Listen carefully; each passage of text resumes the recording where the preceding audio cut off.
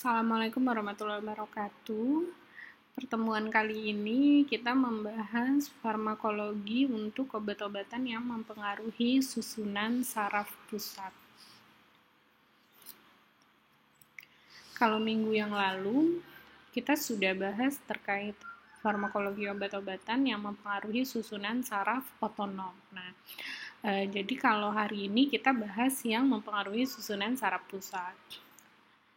Pendahuluan saya ulang kembali yang berkaitan dengan sistem saraf di dalam tubuh manusia. Jadi kalau kalian masih ingat, bermula dari stimulasi atau rangsangan yang diterima oleh organ sensori atau bisa kita sebut sensori reseptor, yang mana nanti dia akan menghantarkan sensori input yang dihantarkan oleh sistem saraf perifer yang dihantarkan ke sistem saraf pusat, yaitu otak dan sumsum tulang belakang. Nah, nanti otak yang mengolah rangsangan, stimulasi, atau informasi yang diperoleh dari organ sensori. Nah, refleks terhadap rangsangan stimulasi dari organ sensori yang diterima oleh otak setelah diolah, nanti kemudian akan dihantarkan ke organ efektornya. Nah, ini melalui motor output, yaitu sistem saraf perifer juga. Nah, ini ya, jadi kalau masih ingat, sistem saraf terbagi dua, sistem saraf pusat dan sistem saraf tepi. Sistem saraf pusat terbagi menjadi otak dan sumsum tulang belakang atau medula spinalis. Sistem saraf tepi terbagi menjadi dua, sistem saraf otonom yang kita sudah bahas minggu yang lalu, yang mana dia mengendalikan fungsi organ efektor secara tidak sadar gitu. Jadi dia menggerakkan kerja dari organ-organ seperti organ jantung, paru-paru, saluran cerna, dan otot polos di organ lainnya itu secara tanpa kita sadari. Nah, sedangkan yang kedua itu adalah sistem saraf somatik. Nah, ini biasanya sistem saraf somatik ada di otot lurik seperti kaki, tangan gitu, yang mana dia akan menggerakkan organ-organ efektor ini secara sadar gitu. Jadi dalam keadaan sadar. Nah, untuk sistem saraf otonom terbagi menjadi dua, saraf simpatik dan saraf parasimpatik. Ini sudah kita bahas minggu lalu. Nah, hari ini kita belajar berkaitan dengan sistem saraf pusat. Nah, ini adalah fungsi dari sistem saraf pusat. Nah, jadi sistem saraf pusat juga terbagi menjadi beberapa bagian, seperti ada hipotalamus cerebrum. Dia merupakan pusat dari memori, kesadaran, penyesuaian diri, dan refleks. Kemudian ada bagian talamus. Talamus ini berfungsi untuk mengatur memori secara otomatis, berfungsi juga sebagai pusat mengatur sistem saraf otonom, kemudian mengatur suhu tubuh, mengatur metabolisme, mengatur cairan tubuh, mengatur proses tidur, dan mengatur pengeluaran atau sekresi dari kelenjar hipofisis. Nah, di sekitar hipotalamus biasanya terdapat sistem aktivasi retikuler yang berfungsi mengatur kewaspadaan, kesiapan, dan gerakan otot. Nah, kemudian ada medula oblongata, dia pusat pengaturan kardiovaskuler, sistem pernapasan, pencernaan, indera, dan kelenjar. Nah, yang terakhir ada medula spinalis, dia merupakan pusat pengaturan refleks dari setiap bagian tubuh. Nah, ini adalah penggolongan obat-obatan yang bekerja terhadap sistem saraf. Berdasarkan sifat dari kerja obat tersebut, itu obat-obatan tersebut ada yang kerjanya depresi atau menekan fungsi sistem saraf pusat, atau ada obat-obatan yang sifatnya stimulasi atau dia merangsang kerja dari sistem saraf pusat. Nah, ini pembagiannya. Jadi ada obat analgetik antipiretik, dia menekan hipotalamus dan pusat pengaturan suhu. Kemudian ada obat-obat psikotropik, dia menekan hipotalamus dan sistem retikuler. Kemudian ada obat narkotik, menekan korteks talamus dan hipotalamus. Kemudian ada obat-obat antikonvulsi, dia menekan pusat rangsangan sehingga menimbulkan rasa lelah, kantuk, dan kehilangan kesadaran. Dan yang terakhir, ini obat-obatan ini menekan hampir secara keseluruhan atau sistemik dari susunan saraf pusat. Ini adalah obat-obatan sedatif hipnotik dan obat anestesi. Nah, jadi minggu ini dan 2 minggu ke depan kita akan bahas obat-obatan yang mempengaruhi susunan saraf pusat. Nah, yaitu diantaranya obat-obatan yang sudah saya sebutkan tadi. Jadi ada obat analgetik, antipiretik gitu. Minggu ini, hari ini kita bahas. Untuk minggu depan nanti kita bahas yang obat kelima, sedatif, hipnotik, dan obat anestesi. Baru minggu depannya lagi kita bahas obat-obatan anti konvulsi. Oke, saya masuk ke analgetika, antipiretika, dan antiinflamasi. Kita masuk ke analgetika dulu. Ini pengertian dari obat-obatan analgetika. Jadi analgetika ini adalah obat yang fungsinya menghilangkan rasa sakit atau rasa nyeri. Jadi dia bisa mengurangi atau menghilangkan rasa nyeri tanpa menghilangkan kesadaran. Nah, ini perbedaannya dengan anestesi umum ya. Kalau anestesi umum dia dengan menghilangkan kesadaran. Nah, berdasarkan kerja farmakologi atau mekanisme kerjanya atau di mana obat tersebut bekerja, analgetik dibagi menjadi 2 kelompok besar, yaitu analgetika perifer atau analgetika non-narkotik, di mana obat-obatan ini tidak bersifat narkotik dan tidak bekerja sentral. Yang kedua adalah analgetik narkotik. Biasanya obat-obatan ini bekerja sentral dan biasanya digunakan untuk nyeri hebat, seperti nyeri kanker. Nah, kita masuk ke rasa nyeri dulu.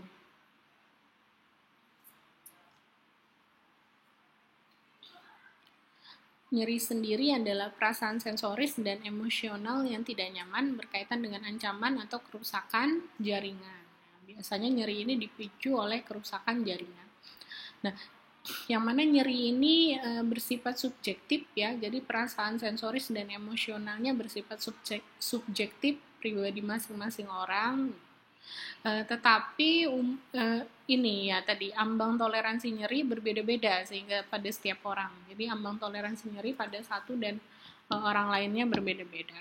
Tetapi biasanya umumnya batasan nyeri untuk panas atau suhu panas itu berkisar 44 sampai 45 derajat Celcius. Nah, nyeri ini bukan merupakan suatu penyakit ya. Jadi nyeri bukan penyakit, tapi nyeri adalah suatu gejala. Nah, yang mana dia merupakan gejala yang berfungsi sebagai isyarat bahaya adanya gangguan di jaringan. Bisa ada terjadi peradangan, bisa ada terjadi infeksi, ataupun bisa terjadi kejang otot. Nah, ini mekanisme terjadi nyeri.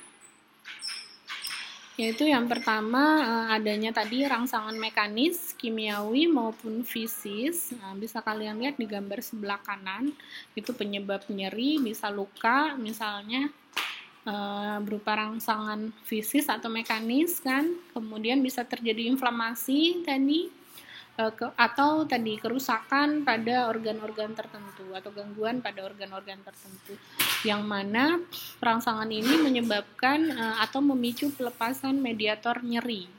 Mediator nyeri itu diantaranya yang paling utama itu adalah prostaglandin. Nah, kalian lihat di gambar sebelah kanan. Jadi rangsangan mekanis kimiawi fisis tadi menyebabkan pelepasan mediator nyeri yang salah satunya adalah prostaglandin. Prostaglandin sebagai mediator nyeri dia akan merangsang reseptor nyeri yaitu nociceptor. Yang mana nociceptor atau reseptor nyeri ini terletak di ujung-ujung saraf bebas yang ada di kulit, mukosa ataupun jaringan. Nah, nanti setelah teraktivasi reseptor nyeri atau nociceptor, dia akan menyalurkan rangsangan bahwa terasa nyeri gitu. Yang mana rangsangan ini disalurkan ke susunan saraf pusat atau ke otak, yaitu bagian talamus. Nah, jadi ke pusat nyeri di otak. Ini mekanisme terjadi nyeri. Nanti kita lihat obat-obatan analgetik, baik analgetik perifer maupun analgetik narkotik, nanti dia bekerja, ada yang bekerja terhadap pengaruhnya pada mediator nyeri yaitu prostaglandin, Ada juga yang bekerja nanti langsung seperti analgetik narkotik tadi, sentral, dia langsung bekerja terhadap bekerja di pusat nyeri atau di otak besar nanti. Kita lihat bedanya ya. Yang pertama kita bahas analgetik opioid. Nah, jadi dia disebut juga opioid, mirip opiat. Dia adalah zat yang bekerja terhadap reseptor opioid khas di susunan saraf pusat, hingga persepsi nyeri dan respon emosional terhadap nyeri berubah atau dikurangi. Nah, jadi analgetika opioid ini dia adalah agonis opiat, yang mana opioida itu ada di susunan saraf pusat, gitu ya. Yang mana nanti opioida atau agonis opioida ini dia akan menduduki atau mengaktifkan reseptor opioid. Nah, yang mana reseptor opioid ini ada di susunan saraf pusat. Nah, tadi ini yang saya jelaskan. Jadi, sebenarnya tubuh kita bisa mensintesis zat-zat opioid sendiri, yaitu namanya adalah endorfin. Ya, jadi nanti endorfin ini yang akan berikatan dengan reseptor opioid yang ada di susunan saraf pusat. Kita lihat. Nah, ini bisa kalian lihat gambar yang sebelah kanan ya. Nah, jadi menghasilkan sinap saraf menghasilkan endorfin, yang mana endorfin ini yang warna hijau itu yang bulat-bulat warna hijau, yang mana nanti endorfin ini dia akan menduduki reseptornya gitu. Nah, di bawah yaitu reseptor opioid atau opioid reseptor. Jadi dia akan menduduki reseptor opioid atau reseptor nyeri di susunan saraf pusat. Nah, yang mana ketika endorfin ini menduduki opioid reseptor gitu, maka dia akan menghasilkan efek analgetik atau dia akan memblok rasa nyeri. Ya. Nah, obat-obatan analgetik perifer mekanisme kerjanya adalah di sini. Jadi dia obat-obatan analgetik opioid atau analgetika narkotik biasanya mekanisme kerjanya adalah menduduki sisa-sisa reseptor opioid atau reseptor nyeri yang belum diduduki oleh endorfin. Nah, sehingga dia membantu mengaktifkan reseptor opioid. Nah, sehingga nanti menghasilkan efek analgetik.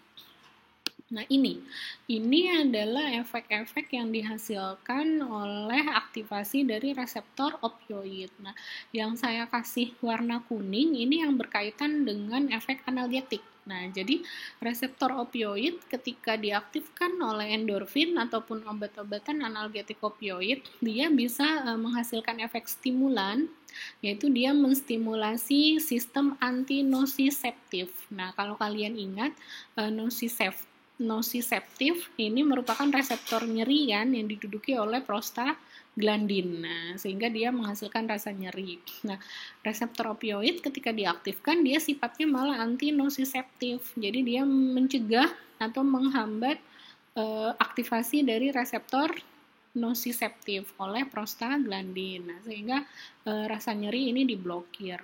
Nah, kemudian reseptor opioid ketika dimediasi dia juga menghasilkan efek inhibitor, yaitu menyebabkan inhibitor atau menghambat sensasi nyeri ya, atau pain sensation, sehingga bisa digunakan sebagai analgetik. Nah, seperti itu ya.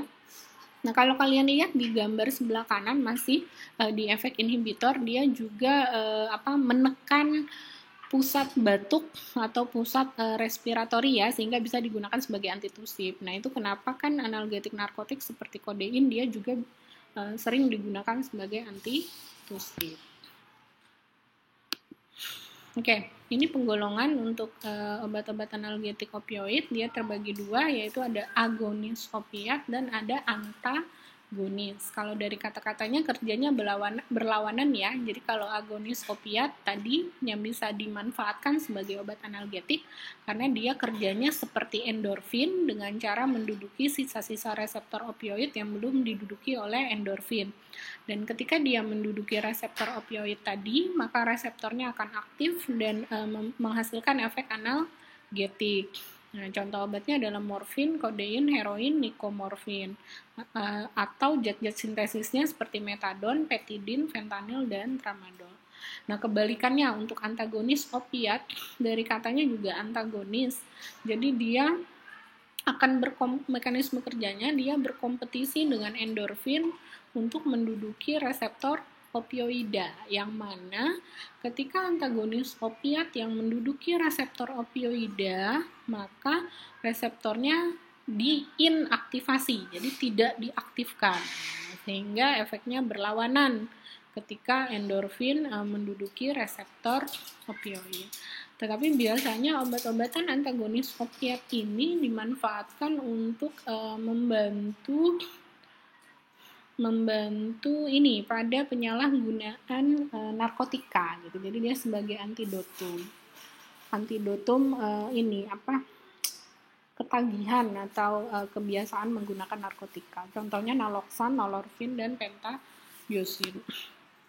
Nah, ini bisa kalian lihat contoh obat-obatan analgetik opiat ya. Saya tidak bacakan semua, nanti bisa dilihat. Di situ kita ambil contoh paling atas morfin. Nah, jadi dia rute yang bisa diberikan IM, intramuskuler, atau PO per oral. Tabel sebelahnya itu adalah dosis yang digunakan pada dewasa. Jadi kalau diberikan secara intramuskuler bisa diberikan 10 mg. Kalau yang per oral 30 mg.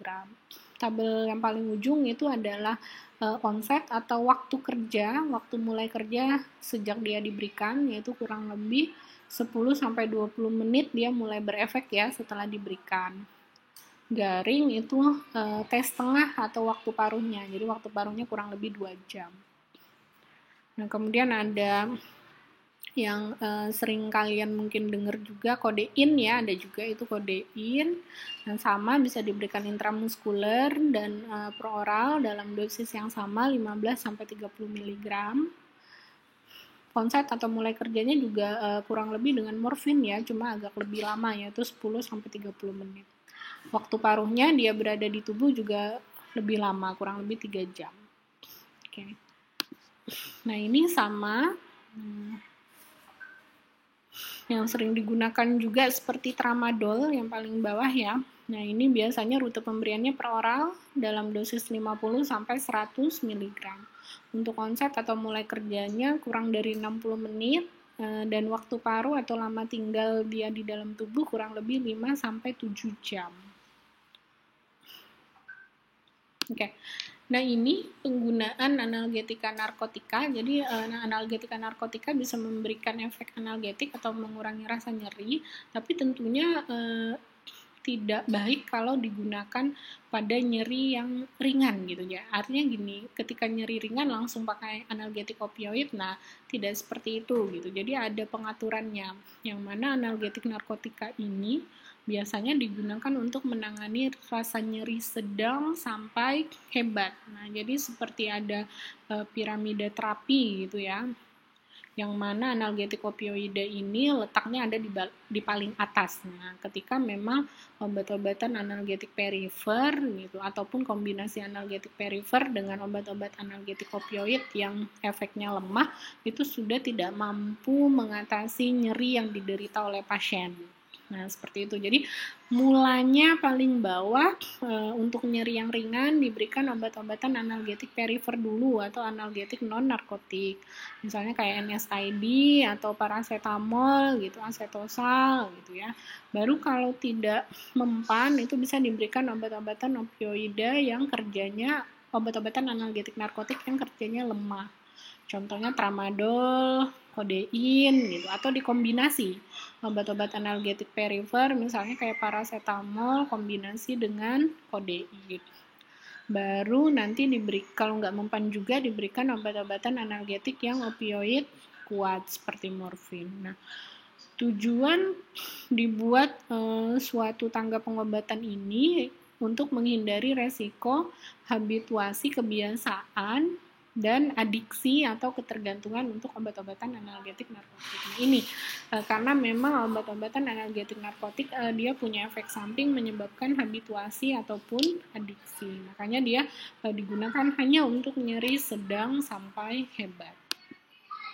Ini efek samping umumnya karena dia mempengaruhi reseptor opioida yang ada di otak atau susunan saraf pusat, maka dia punya efek samping menekan susunan saraf pusat sehingga menyebabkan mual, sedasi, menekan pernapasan, batuk gitu. Pada dosis lebih tinggi bisa mengakibatkan menurunnya aktivitas mental dan motorik.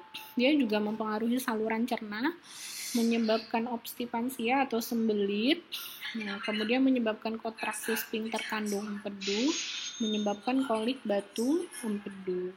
Nah, dia juga mempengaruhi saluran urogenital, menyebabkan retensi urin, mempengaruhi saluran pernapasan, menyebabkan bronkokontriksi atau penyempitan bronkus, mempengaruhi sistem sirkulasi, menyebabkan pelebaran pembuluh darah atau vasodilatasi, hipertensi, dan bradikardi. Nah, ini yang tadi efek samping yang saya bilang. Jadi dia menyebabkan kebiasaan, artinya pasien akan terbiasa menggunakan gitu karena merasakan euforia atau efek nyaman yang diberikan oleh obat-obatan analgetik narkotik gitu ya, yang mana nanti bisa beresiko menyebabkan adiksi atau ketergantungan. Nah, ini jika digunakan terus-menerus dalam waktu yang lama.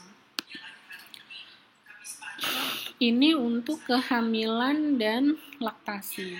Jadi obat-obatan analgetik opioid dia bisa melintasi sawar darah plasenta. Kalau kalian masih ingat, jadi sawar darah plasenta ini yang melindungi plasenta, sehingga ketika dia bisa melintasi sawar darah plasenta gitu, maka dia bisa masuk ke dalam aliran darah janin juga. Ya. Tapi sebenarnya masih boleh digunakan sampai beberapa waktu sebelum persalinan. Nah, bila diminum terus-menerus, zat ini dapat merusak janin karena depresi pernapasan dan memperlambat persalinan. Selama laktasi, ibu bisa menggunakan opioid ya, karena hanya sedikit terdapat dalam ASI. Nah, ini kebiasaan yang saya jelaskan tadi. Misalnya obat-obat analgetik narkotik digunakan dalam jangka waktu yang lama, dia akan menyebabkan toleransi dulu. Nah, ini toleransi sudah kita bahas di awal. Toleransi ini adalah kondisi di mana dosis obat harus dinaikkan terus-menerus untuk mendapatkan efek yang sama seperti pertama kali ketika dia dikonsumsi.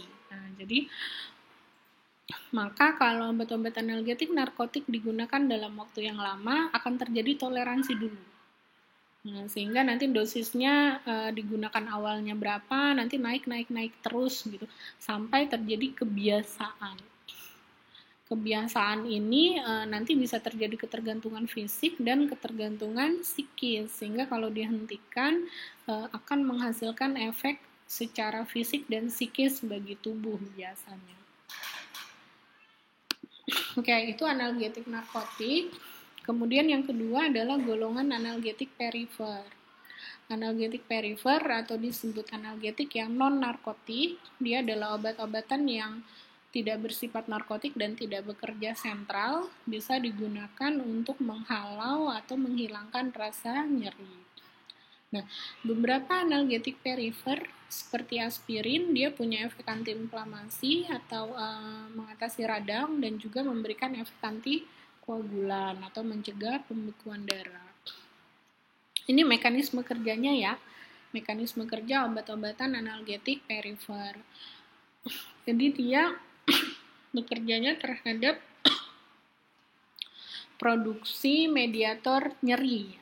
Kalau masih ingat tadi mediator nyeri salah satunya adalah prostaglandin. Nah, obat-obatan analgetik perifer dia menghambat sintesis atau produksi mediator nyeri yang salah satunya adalah prostaglandin, di mana penghambatannya ini melalui penghambatan enzim siklooksigenase. Enzim siklooksigenase ini berfungsi untuk merubah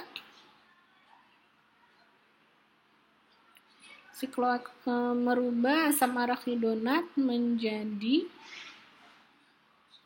prostaglandin ya gitu. Jadi asam arahidonat menjadi prostaglandin. Nah, ini kalau proses sintesis prostaglandin bisa kalian lihat awalnya zatnya adalah fosfolipid. Nah, fosfolipid ini oleh enzim fosfolipase A akan dirubah menjadi asam arahidonat. Nah, asam arahidonat ini oleh enzim siklooksigenase akan dirubah menjadi endoperoksid. Yang mana endoperoksid ini nanti oleh prostaglandin isomerase dirubah menjadi prostaglandin, oleh tromboksan sintesis dirubah menjadi tromboksan, dan oleh prostasiklin sintesis dia dirubah menjadi prostasiklin. Nah, yang mana nanti prostaglandin ini yang merupakan mediator nyeri. Kalau tromboksan ini dia berkaitan dengan pembekuan darah. Kita lihat lebih lanjut. Nah, ini mekanisme kerjanya ya, yang gambar sebelah kiri ini adalah sintesis dari prostaglandin tadi dari fosfolipid oleh enzim fosfolipase dia dirubah menjadi asam arahidonat. Asam arahidonat ini sebenarnya dia akan dirubah menjadi prostaglandin dan leukotrin gitu. Dia oleh enzim siklooksigenase bisa dirubah menjadi prostaglandin, tromboksan, dan prostasiklin yang garis warna hijau. Nah, tetapi asam arahidonat oleh enzim lipooksigenase dia juga bisa dirubah menjadi leukotrin. Nah, yang mana kalian lihat di gambar kiri juga ya, prostaglandin nanti bisa mempengaruhi produksi mukus di lambung, fungsi ginjal gitu. Ini kontraksi otot rahim berpengaruh terhadap kelahiran, kemudian bisa mempengaruhi permeabilitas kapiler pembuluh darah ya, ini berkaitan dengan inflamasi atau radang, dan juga dia berpengaruh terhadap terhadap reseptor demam di otak ya gitu, dia berpengaruh driver juga. Dan yang terakhir yang paling bawah dia meningkatkan sensitivitas dari nosiseptor. Nah, jadi dia meningkatkan sensitivitas dari nosiseptor, yang mana nosiseptor ini tadi dia adalah reseptor nyeri, yang mana nosiseptor ketika terjadi pain stimulus atau rangsangan nyeri dia akan aktif. Nah, yang kita lihat gambar sebelah kanan gitu kan, tadi prostaglandin dia meningkatkan sensitivitas dari nosiseptor, yang mana nosiseptor ini juga ketika ada rangsangan nyeri dia akan aktif. Nah, yang mana dia akan menghantarkan stimulus rasa nyeri ke otak di mana pusat nyeri, yaitu ke talamus, sehingga nanti otak akan mengolah bahwa ada rasa nyeri di bagian yang terjadi stimulus nyeri tadi. Seperti itu ya. Nah, obat-obatan analgetik perifer dia menghambat enzim siklooksigenase tadi untuk merubah asam arachidonat menjadi prostaglandin.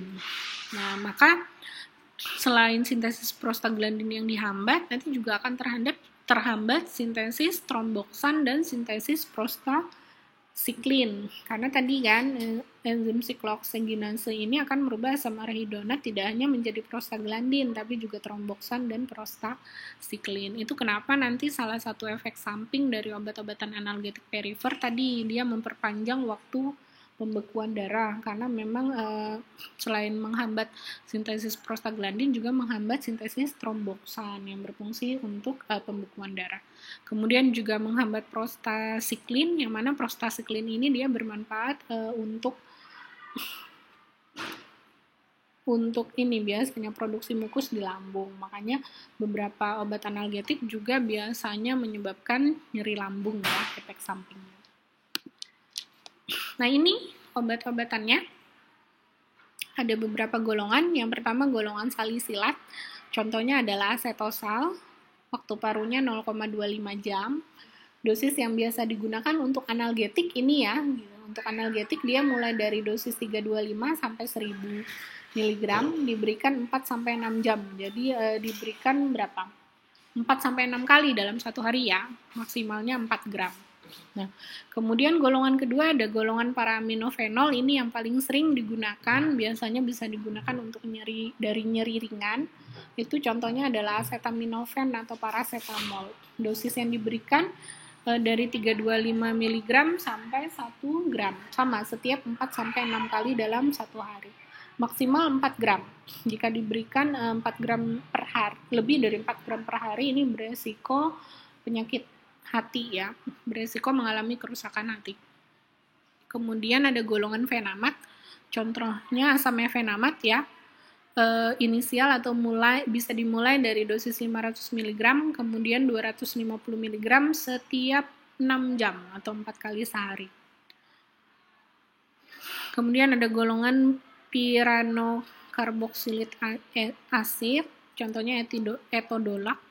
Kemudian ada golongan asetik asid, ini kalium diklofenak ya, diklofenak potasium. Dosisnya 50 mg 3 kali sehari. Kemudian ada golongan propionik asid, contohnya ibuprofen, fenoprofen, ketoprofen, naproxen. Ibuprofen ini dosisnya 200 sampai 400 mg setiap 4 sampai 6 kali sehari juga.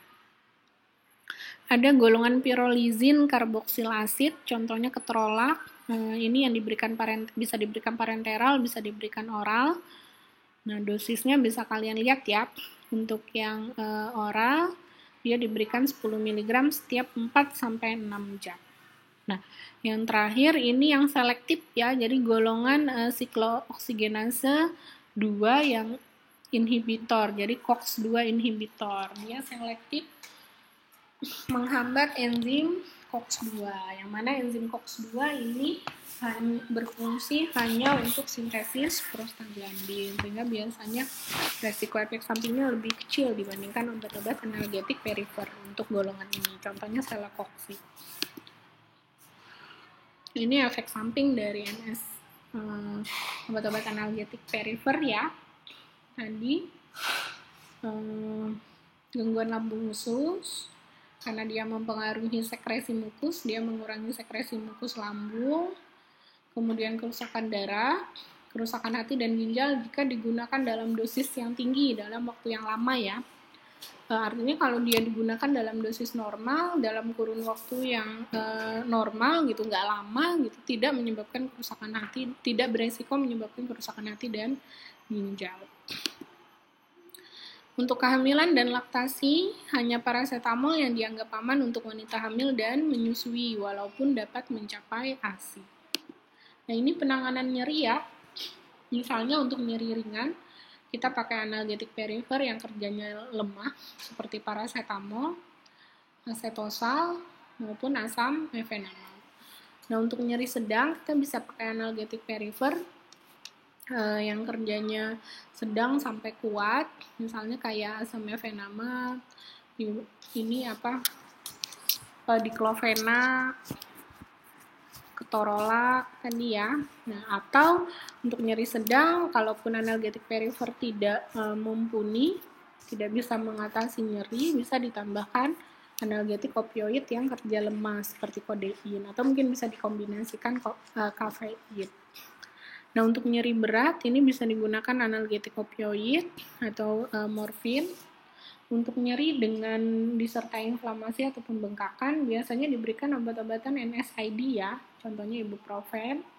Nah, untuk nyeri kepala migrain biasanya ada obat khusus. Nah, tidak memakai obat-obatan analgetik. Ini nyeri pada kanker tadi bisa digunakan analgetik perifer. Bisa analgetik perifer plus kodein atau tramadol, bisa digunakan analgetik opioid, bisa dengan oral, rektal, ataupun parenteral. Oke, selanjutnya itu tadi analgetik. Selanjutnya adalah golongan antipiretik gitu. Kenapa pembahasan obat-obatan analgetik dan antipiretik biasanya bersamaan? Karena memang ada beberapa obat analgetika, khususnya analgetika perifer ya, yang biasanya juga memiliki efek menurunkan suhu tubuh atau sebagai antipiretik. Nah, karena tadi prostaglandin, kalau kalian masih ingat, selain dia bisa memediatori nyeri dengan cara meningkatkan sensitivitas dari nociceptor yang merupakan reseptor nyeri, dia juga mempengaruhi regulator suhu tubuh di otak ya, sehingga dia juga bisa bermanfaat sebagai antipiretik. Nah, ini antipiretik adalah zat-zat yang dapat menurunkan suhu tubuh pada saat demam, di mana demam sendiri ini adalah keadaan di mana suhu tubuh lebih dari 37 derajat Celcius. Ini regulasi suhu tubuh. Jadi untuk mengatur atau menjaga supaya suhu tubuh normal gitu, tidak lebih dari 37 derajat, maka ada regulator suhu oleh tubuh, yang mana ada proses produksi panas yang biasanya dihasilkan dari aktivitas metabolik tubuh. Tapi selain tubuh menghasilkan panas ya dari aktivitas metabolik atau gerakan otot gitu, tubuh juga punya proses untuk melepaskan panas dari tubuh gitu ya. Salah satunya itu melalui keringat. Nah, itu yang evaporation of sweat. Jadi melalui keringat akan dilepas panas. Nah, sehingga regulasi suhu tubuh ini dia akan mengatur suhu tubuh tetap dalam keadaan normal. Ini terapi biasanya yang digunakan sebagai antipiretik adalah obat-obatan golongan analgetik perifer tadi ya yang saya sebutkan. Contohnya adalah paracetamol dan ibuprofen. Nah, daya antipiretik dari obat-obatan analgetik perifer biasanya berdasarkan rangsangan terhadap pusat pengatur kalor atau panas di hipotalamus yang mengakibatkan vasodilatasi perifer atau pelebaran pembuluh darah di kulit. Nah, sehingga meningkatkan keluarnya keringat atau pengeluaran panas gitu ya bersamaan dengan keluarnya keringat. Nah, proses ini didasarkan pada kemampuannya untuk menghambat sintesis prostaglandin tadi. Ini kalian lihat bisa gambar sebelah kanan ya. Jadi dia bisa menghambat enzim siklooksiggenase sehingga menghambat perubahan asam arachidonat menjadi prostaglandin, yang mana prostaglandin ini juga berpengaruh terhadap pengaturan suhu atau panas di otak. Ini ya. Oke. Ini obat-obatannya, jadi obat-obatan analgetik perifer yang juga digunakan sebagai antipiretik, yaitu jadi nggak semua analgetik perifer bisa digunakan sebagai antipiretik. Di antaranya yang bisa digunakan acetaminophen dalam dosis 0,5 sampai 1 gram, acetosal, kemudian ada dipiron atau metamizon atau antalgin dalam dosis 500 mg, dan ibuprofen dalam dosis 200 sampai 400 mg. Gambar sebelah kanan itu bisa kalian lihat ya.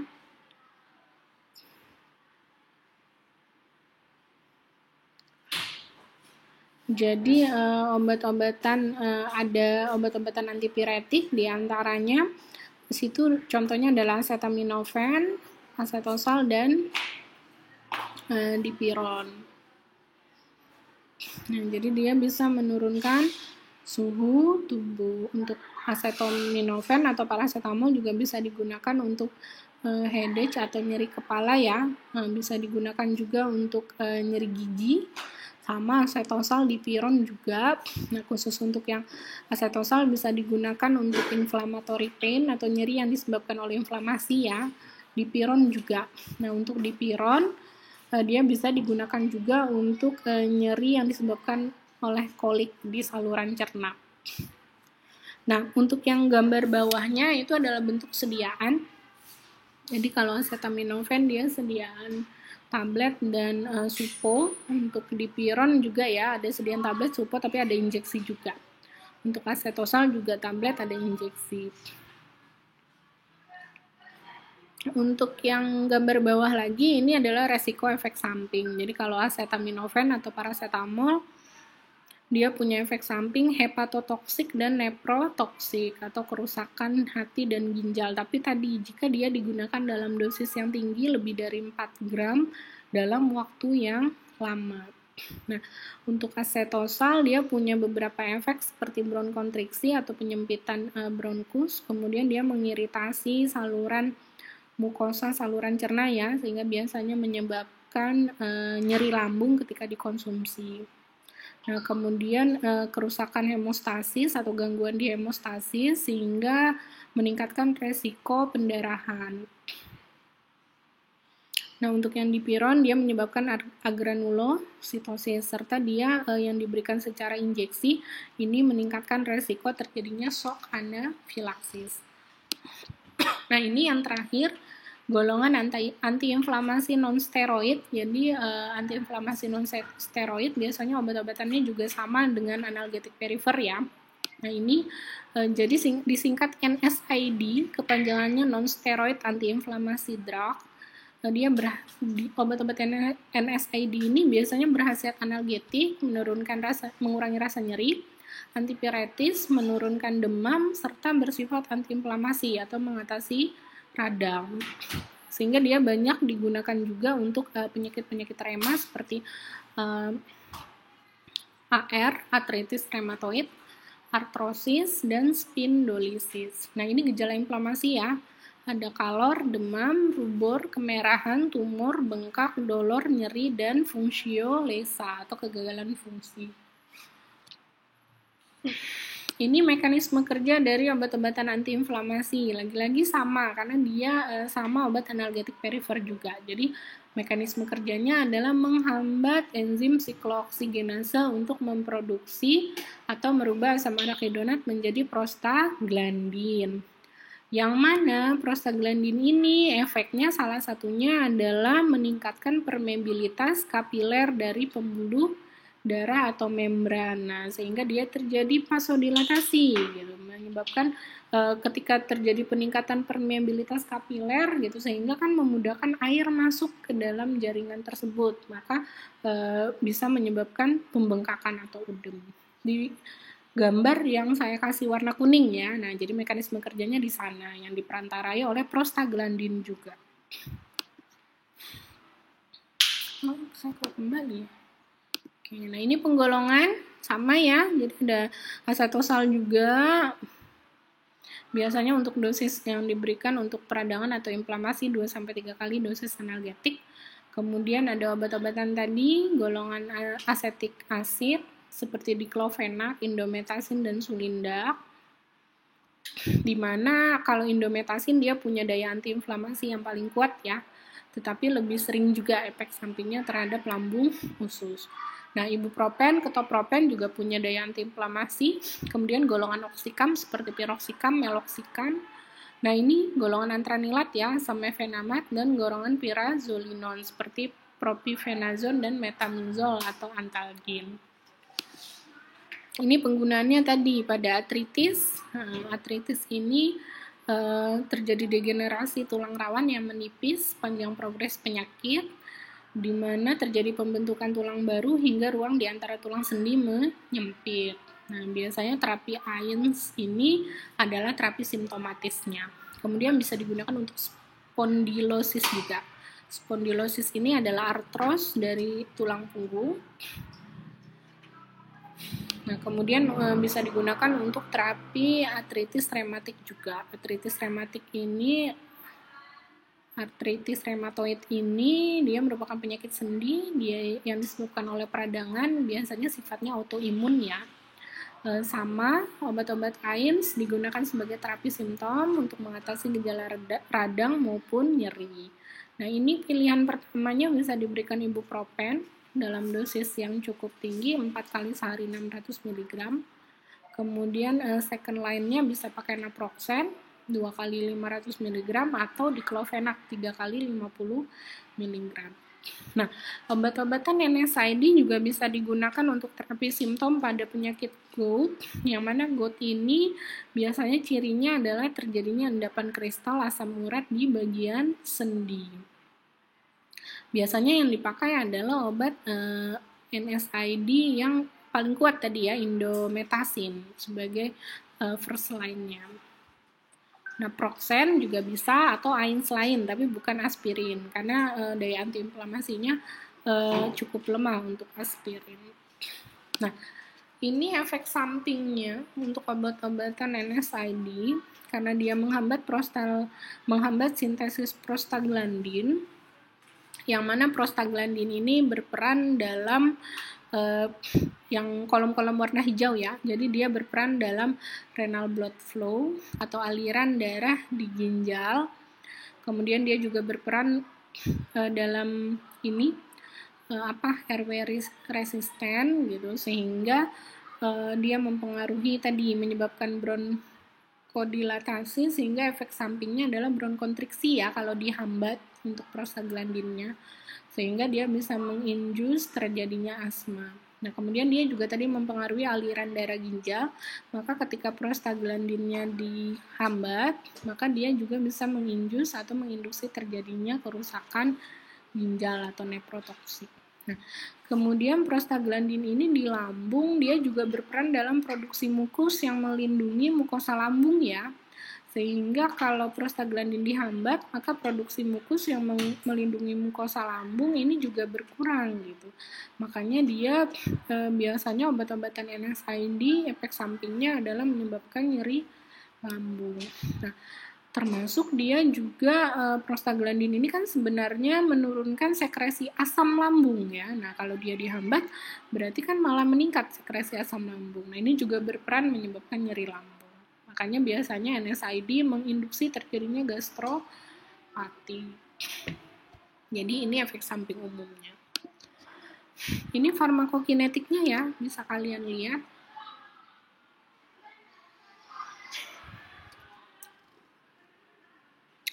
Jadi contohnya yang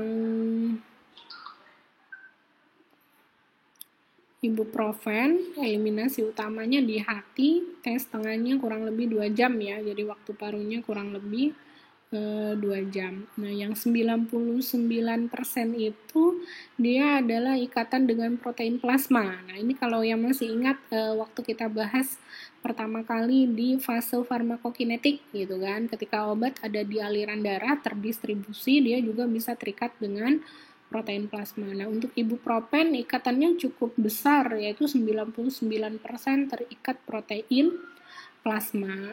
Sama ya, di Diclofenac, naproxen, piroxicam itu juga 99%. Yang kecil itu acetosal, hanya 50%. Tapi waktu parunya juga pendek, hanya 15 menit waktu parunya.